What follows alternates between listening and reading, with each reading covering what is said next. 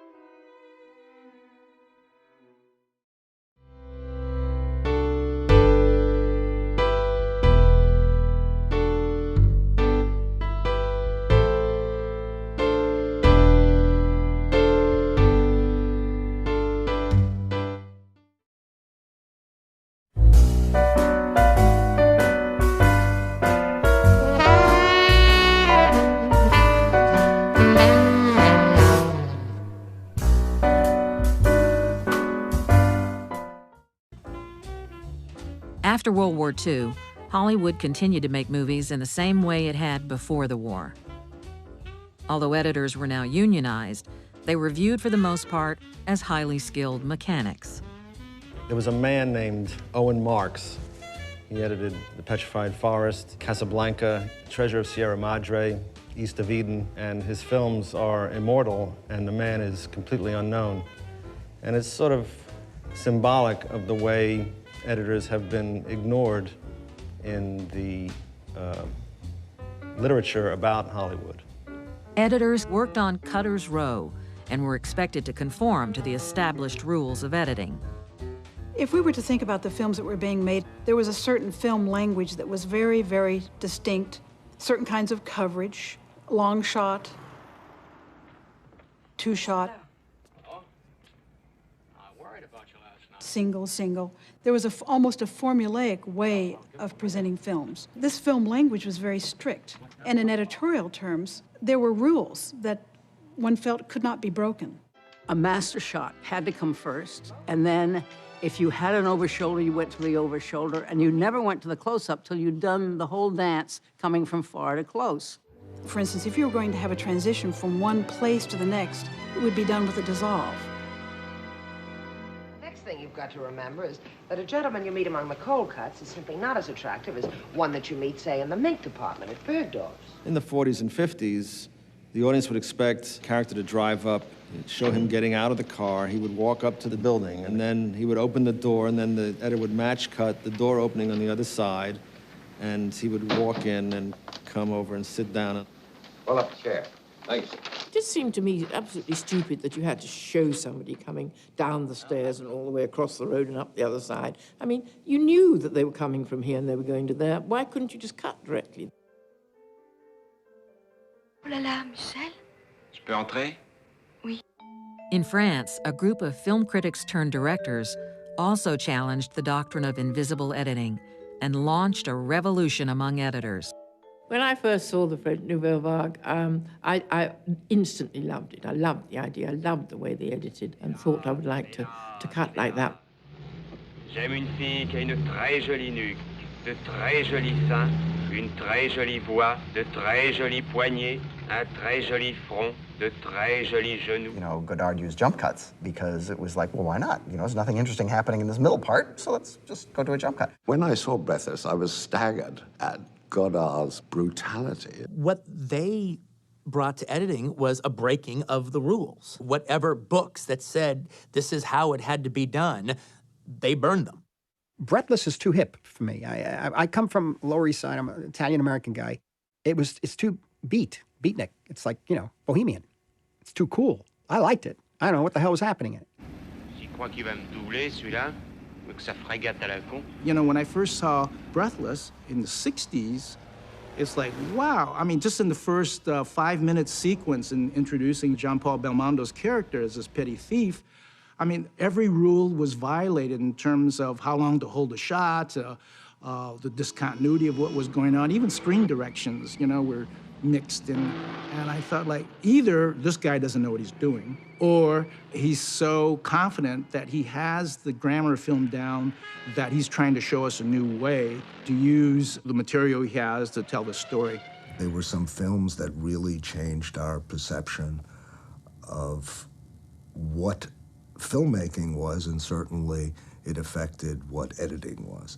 I mean, I think one of those seminal films is certainly something like Bonnie and Clyde. Some people say I broke those rules first. I certainly did not. I mean, the Russians broke those rules, and the Germans broke those rules. This was nothing new, but it was new for Hollywood. Several editors have had big impacts on me, have influenced my thinking.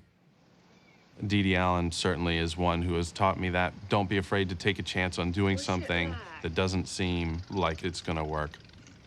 When Beatty and Faye Dunaway get to know each other, they're standing on the street corner, and she says, "I don't believe you robbed banks." And he said, "Yes, I do. Look at my gun." And he pulls it out and holds it to her on the street corner. And that could easily have been done with the tilt down to the gun, the pan over to her hands fidgeting with a Coke bottle, up to her face. But it was done in her eyes look from him down, gun, back to him. It keeps you on edge. There's the excitement, there's the danger, there's the eroticism in not being able to fully get every moment because you're cutting it off and you are not allowing the moment to come to fruition. Bonnie and Clyde was much more violent than anything we'd done because basically the Americans like violence much more than we do. Well, it was shot in so many wonderful ways because this is the scene that Arthur intended to be cut in this fashion. The fact that it was so beautifully executed right from the very first cut. Jerry Greenberg was my assistant, and on the last scene, I left Jerry alone with that scene, and he did all the primary editing on that. All I did was tighten it later.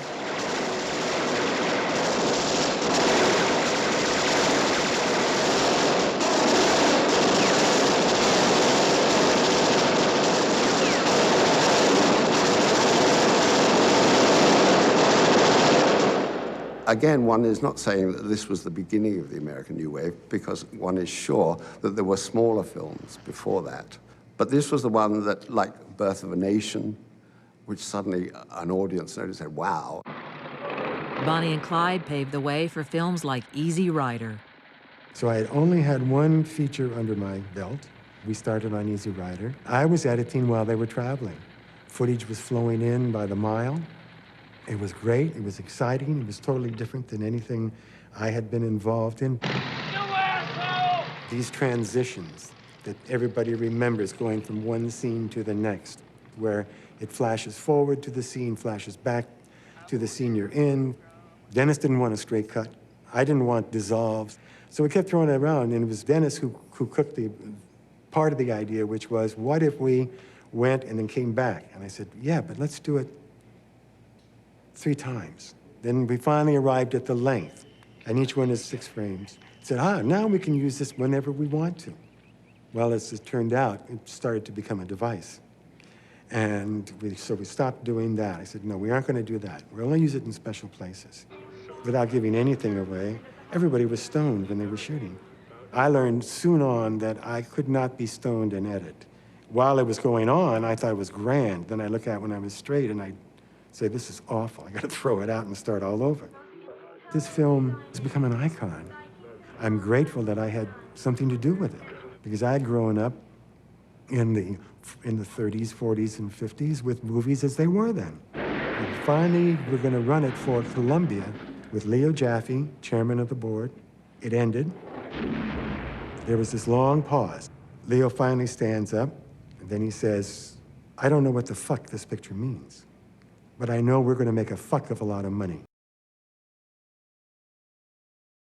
La photographie, c'est la vérité. Et le cinéma, c'est 24 fois la vérité par seconde. Paris in the early 1950s.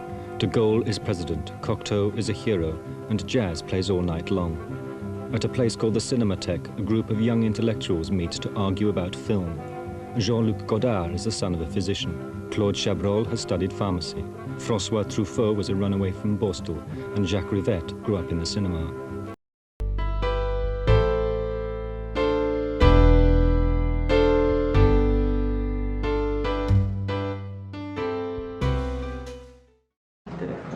Jean-Luc Godard, voici de nouveau avec le mépris au cœur même de toutes les conversations. Pour quelqu'un dont la discrétion est plutôt la règle, cela peut paraître curieux. Quel effet est-ce que cela vous fait, tout ce bruit autour de vous?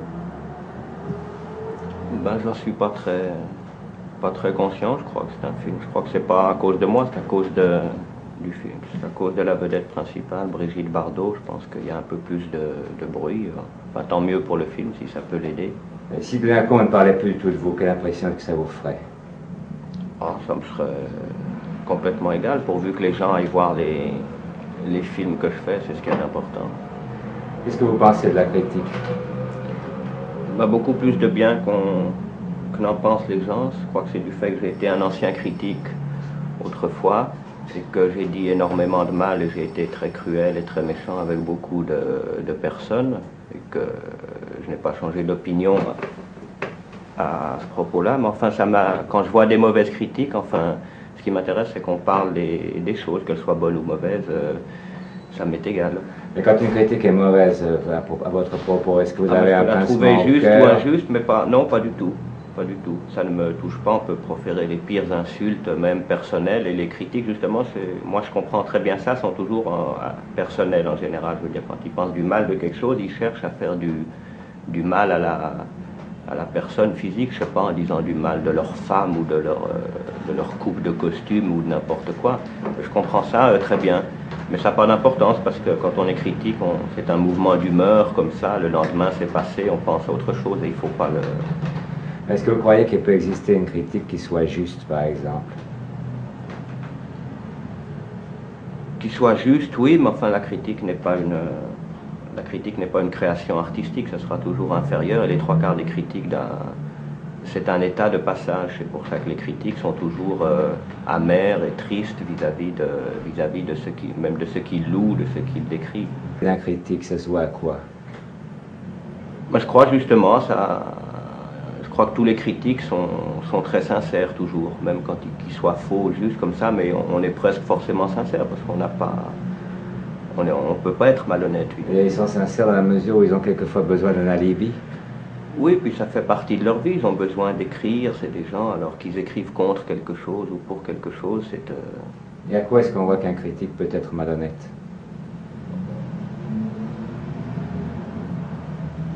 Moi, je trouve qu'ils sont rarement malhonnêtes, peut-être s'il est payé pour dire du bien de quelque chose quand il en pense du mal ou le contraire. Ça existe, ça? Il y en a un à Paris, oui. C'est un petit pourcentage quand même assez rassurant. Oui, c'est très rare, hein? ça n'existe Plutôt pas. réconfortant, Mais surtout hein? dans le cinéma, parce que je crois que les critiques musicaux, eux, et les critiques de peinture sont carrément payés. Dans Le Mépris, cette fameuse scène où Mademoiselle Bardot se dénude complaisamment, est-ce que finalement elle vous a été imposée ou pas? Pas complaisamment, non, avec beaucoup de tact, je trouve, au contraire. Mais est-ce que vous avez été imposée cette scène ou pas? Ah, c'est-à-dire, je ne l'avais pas tournée au début, et puis les producteurs américains m'ont dit c'est très beau, mais c'est pas commercial. Alors on voudrait une scène au début du film où Bardot et Piccoli sont tout nus dans un lit en train de s'aimer. On voudrait la même chose au milieu et on voudrait la même chose à la fin. Alors je dis à la fin, c'est pas possible. Au milieu, c'est pas possible puisqu'ils s'aiment plus. Ceci dit, je peux vous le faire d'une autre façon qui vous plaira quand même. Et au début, bon d'accord, mais je peux vous la faire d'une certaine façon seulement. Est-ce que vous êtes d'accord? Oui, alors je l'ai fait comme ça. Enfin, vous ne l'aviez pas prévu au départ? Je l'ai prévu, mais enlevé, parce que je trouvais qu'elle était inutile. Je la trouve toujours inutile, mais... Enfin, inutile par rapport ça n'apporte rien de plus à l'histoire, si vous voulez. Mais je croyais que vous faisiez que ce que vous vouliez. Oui, mais ça, je le veux. Moi, je le trouve très bien. Maintenant, je ne l'enlèverai pas. Si on me demandait de l'enlever, je voudrais l'enlever. À un moment, il avait été question de l'enlever pour la censure, et ça, pour rien au monde. Oui. Mais Brigitte Bardot, par exemple, elle l'a accepté facilement? Brigitte, elle avait accepté de faire ce film. Elle a fait ce que je lui ai demandé. Parce que dans le fond, maintenant, elle peut vraiment faire ce qu'elle veut. Elle n'est plus obligée de se montrer dans une certaine tenue. Les producteurs sont déjà très contents rien que de la voir. Même habillée, elle vaut de l'or. Alors si elle l'a fait, cela veut dire quoi? Que ça lui plaît de se montrer ainsi? Ou vous qui la connaissez bien? Ça, je ne saurais vous dire. Mais enfin, c'est un personnage. Et puis Brigitte Bardot, dans ce film, c'était bien de la montrer au départ. Je veux dire, il ne faut pas tricher du moment qu'on la déshabille un peu, autant la déshabiller totalement, ou bien pas du tout. Moi, ce que je ne comprends pas, c'est qu'elle accepte encore de faire ça alors qu'elle n'en a plus besoin. Oui, moi, ce n'est pas une question d'accepter ou de ne pas accepter comme une jeune fille, c'est pas du tout érotique, c'est-à-dire accepter de se déshabiller ou pas déshabiller. C'est comme si vous disiez Praxitèle, quand il sculptait Vénus nue, est-ce que Vénus acceptait de se déshabiller? On est d'accord, enfin je ne veux pas être plus prude que je ne suis, mais je crois que c'est quand même une assez fausse raison, parce que des gens qui voudraient voir Mlle Bardot déshabillée dans un film d'un mauvais metteur en scène ou d'un metteur en scène vulgaire n'osent pas y aller, et vous leur donnez bonne conscience, parce que par-ci marché, vous leur donnez tant mieux, ça. parce qu'ils ont bien raison. S'ils la trouvent jolie, moi aussi, il n'y a pas de... Certains de vos films ont été des échecs. Comment est-ce que vous ressentez les échecs? Il y a un de mes films en particulier, Les Carabiniers, qui n'a même pas été un échec, qui n'a rien été du tout. Oui. Est-ce que vous y attendiez? Non, pas du tout. Moi, je trouvais même le sujet un peu trop putain, si vous me passez l'expression. Et au contraire, les gens... Mais je crois que c'était parce que c'était un film sur la guerre, vraie, enfin qui montrait...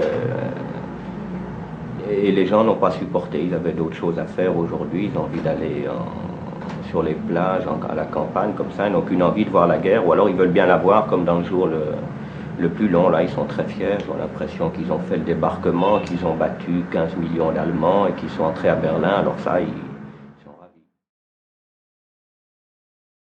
Godard meets Danish model turned actress Anna Karina and casts her to play lead roles in his films. In 1961, he marries her. L'été tout petit et pas gaillard, l'été tout petit et pas gaillard.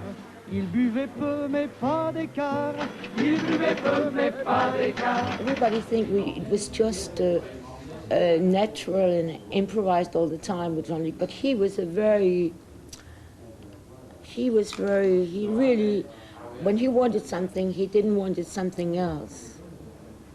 And he was very precise, much more precise than anybody else I ever worked with. Je ne sais pas quoi dire.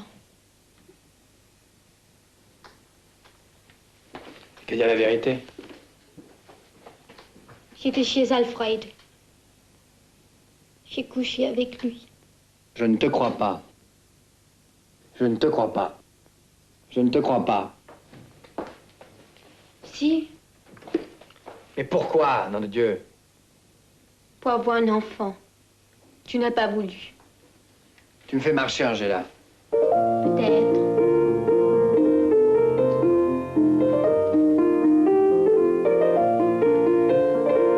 On ne sait pas si c'est une comédie ou une tragédie. En tout cas, c'est un chef-d'œuvre. Il a mis 10 tasses d'amour. I remember we were doing this picture called A Woman is a Woman. I don't know if you've seen that.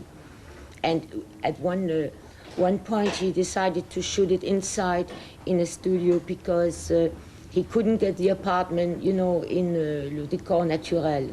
So he decided to shoot, and then he said to the art director, I want this apartment to be just the same, with the roof and everything, with the door closed, and you know, not like in a studio where you can put the walls away and do what you want. No, no, no. It had to be exactly like it was in this apartment, Rue Saint-Denis, that he couldn't shoot in. So, and he would have the keys to this apartment on the movie set. And every morning he would come and open the door.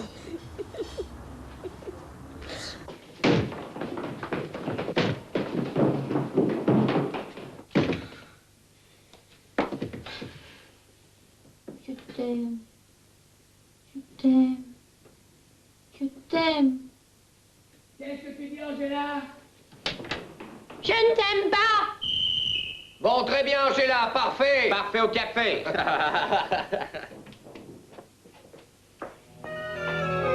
Nothing the Nouvelle Vague did was new, any more than anything that Orson Welles did was new. It had been done before, but they brought all these odd, discordant things front and center and made them very much the warp and woof of the fabric they wove out of the cinema.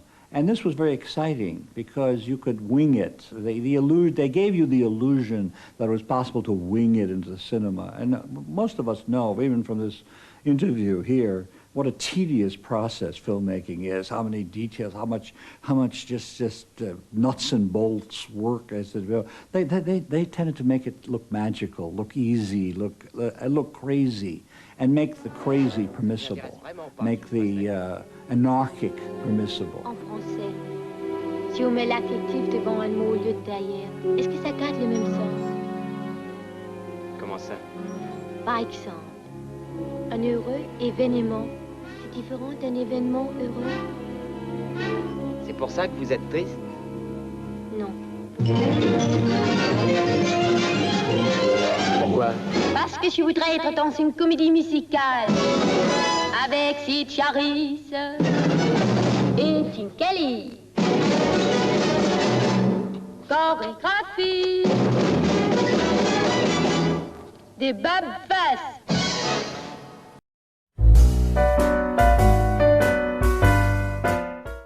In In your latest film, Love on the Run, you recapitulate 4 earlier films going back to your first, The 400 Blows. When you sat down to look at those films again, to choose the excerpts that you would use, did that make you very aware of how you've changed over 20 years, your whole approach to making films? Non, pas vraiment. No, not really. Comme je dis quelquefois, les progrès que l'on fait sont tout petits. As I say sometimes, the progress one makes is really very small.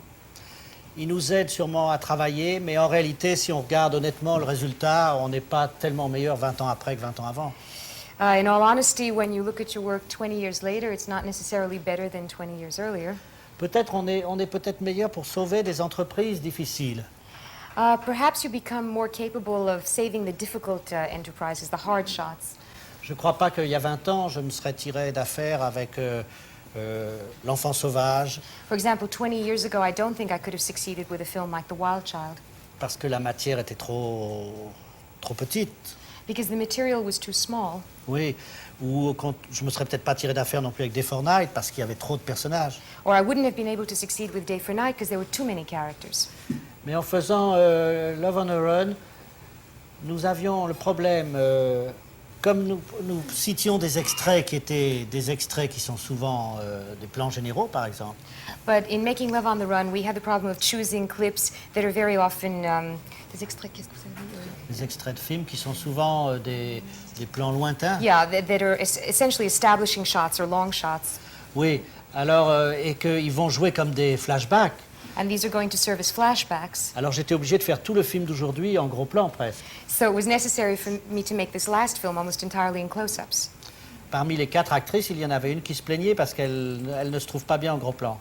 And among the 4 actresses, there was one who was always complaining because she didn't think she looked good in close-ups. Mais j'en avais besoin de ces close-ups pour passer à ces citations de films. But I needed these close-ups in order to pass over to the quotations from the other films.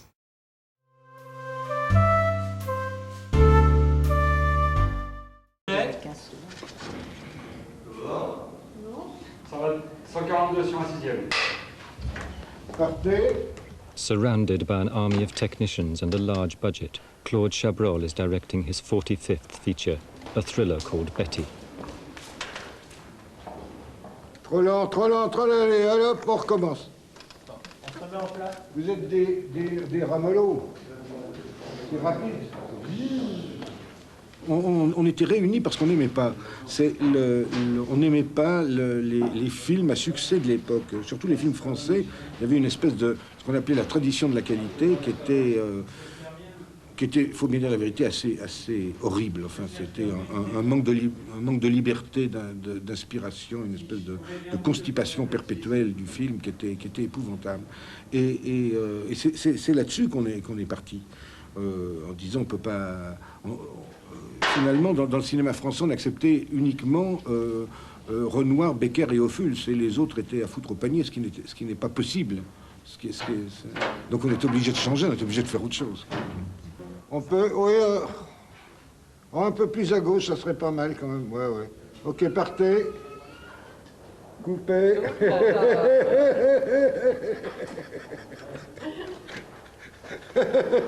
Moi, je me souviens, la première fois que j'ai regardé dans un œilleton, j'ai pas regardé dans l'œilleton, j'ai regardé dans un boulon qui était au-dessous. On m'a dit, c'est pas là, c'est au-dessus. Bon, mais ce que j'ai vu dedans, ça correspondait à ce que je voulais.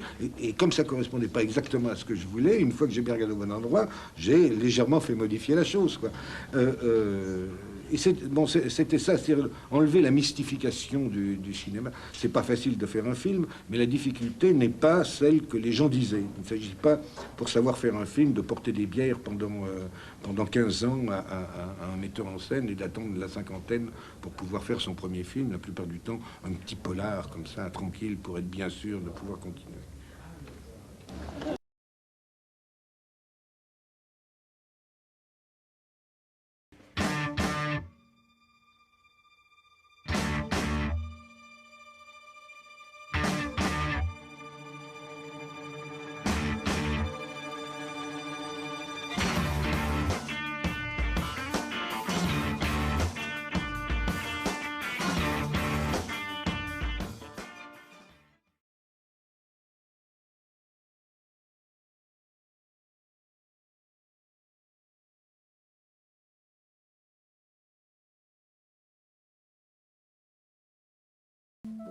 And I basically got my start, I just like made amateur movies when I was a kid.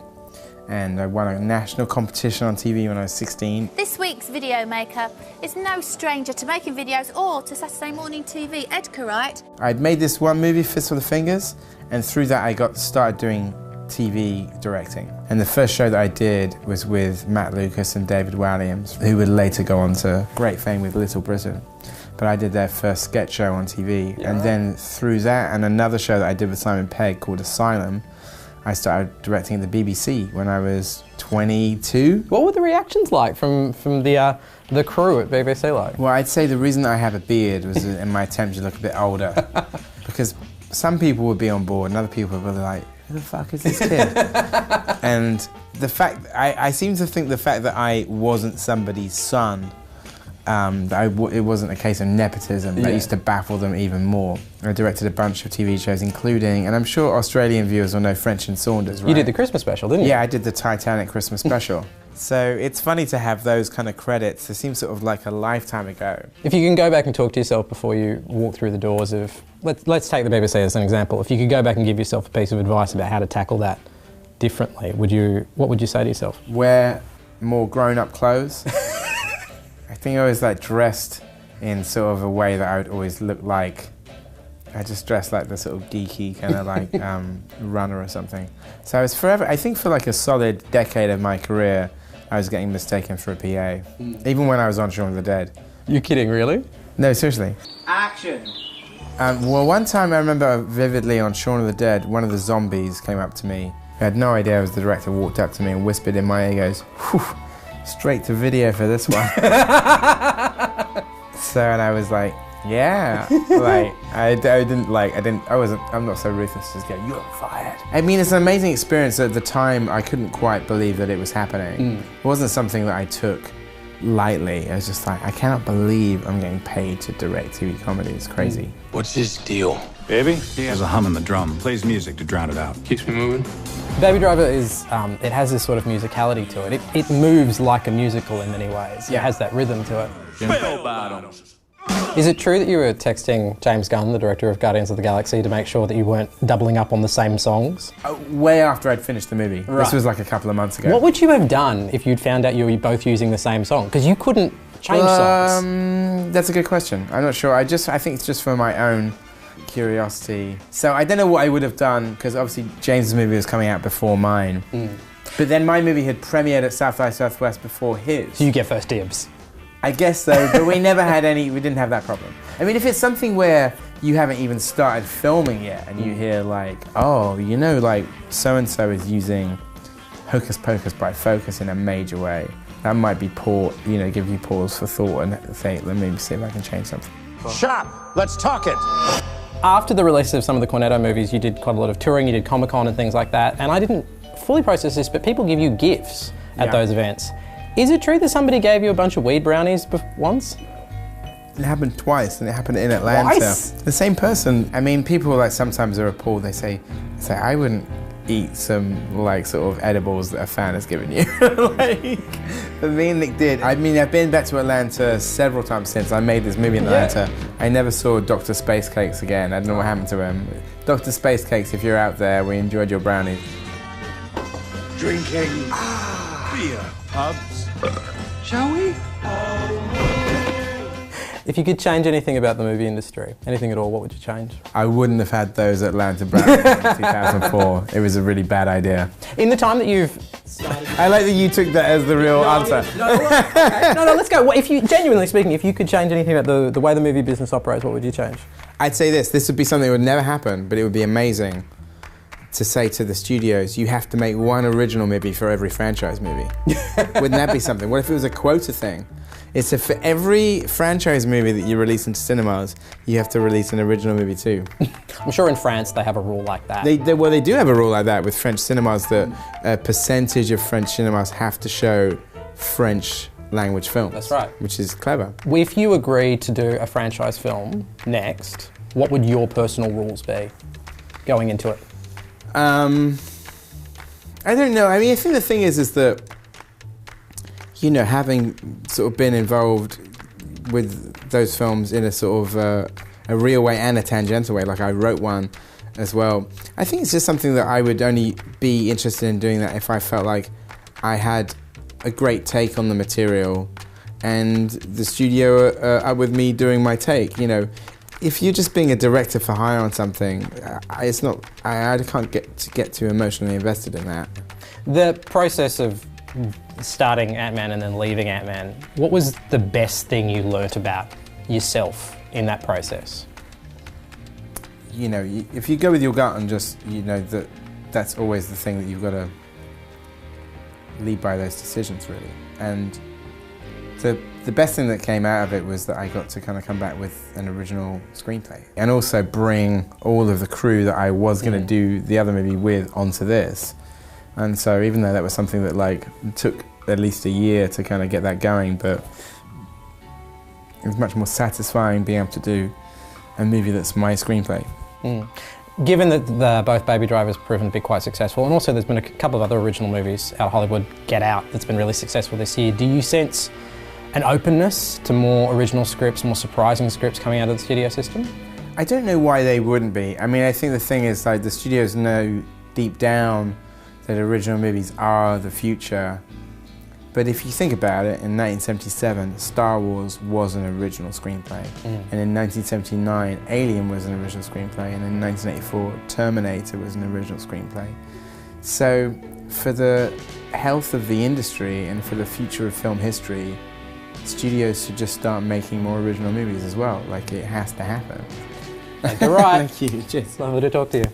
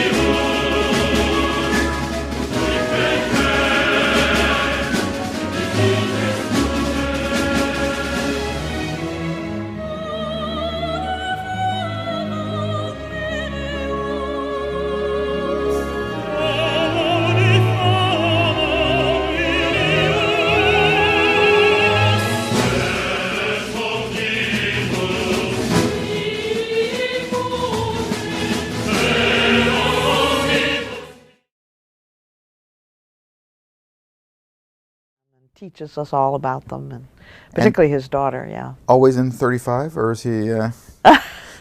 Is he succumbed to DVD in this room? Oh yes, we do, and we can run DCP's digital cinema packages too. So, but it's really, I mean, it really is his temple of worship. So, what's the best movie you've seen in here? With him? Yeah, that wasn't one of God. yours. Oh, there are so many. I don't know. I've seen so many with him. We just saw, on New Year's Eve, we saw Sunset Boulevard, the restoration of Sunset Boulevard, which is quite a stunning movie about Hollywood. Yes. So do you, I mean, we were actually had the conversation the other day about, my take was actually started with now see, I'm very damaged, with Preston Sturges. Oh yes. I kind of feel like this movie goes from Preston Sturges into Billy Wilder into Marty Scorsese. It feels like the evolution to me, but does it feel that way? Do you feel Wilder is a big influence here? I don't know if I think Wilder's. I mean, I'm not as much of a student of Wilder as Scorsese is, but maybe there's certainly, you know, Double Indemnity is just. Yeah. Even up to 1, 2, 3, the movie that Cagney made about the Cold War, which is one of our favorites. Yes, probably there's no doubt a touch of it. I don't think of it that way, but I know the other great influences on him are so profound, you know, that I do sometimes see the influence. And the wonderful thing about it is that he takes the influence and translates it into something his own. He doesn't mimic it. You know, there are movies that have been made that mimic Hitchcock, but Marty never does that. He takes the inspiration and he makes it his own somehow, which is great. Does he verbalize it? Do you guys have conversations about? Yeah, there are times when he points? will actually show me or the crew a shot that he's been influenced by, and he often screens heavily for the crew before many films that he feels are relevant to the subject. For example, of course, on Hugo, the crew got a huge education in film history, and they run a lot of films, and it's wonderful. I mean, they love it. Their minds are opened, and they understand the inspiration and how it's affecting him and the shots he designs. So when did you have your first conversation with him about Wolf? I don't remember, but we didn't actually talk about it too much. And what was surprising for all of us was that it turned out to be a black comedy. Everybody thought it was going to be relatively serious or something. And the crew kept saying to me, gosh, you know, we're laughing so much on the set. And when I first saw the dailies, I couldn't believe the humor, because the humor is coming out of their callous behavior.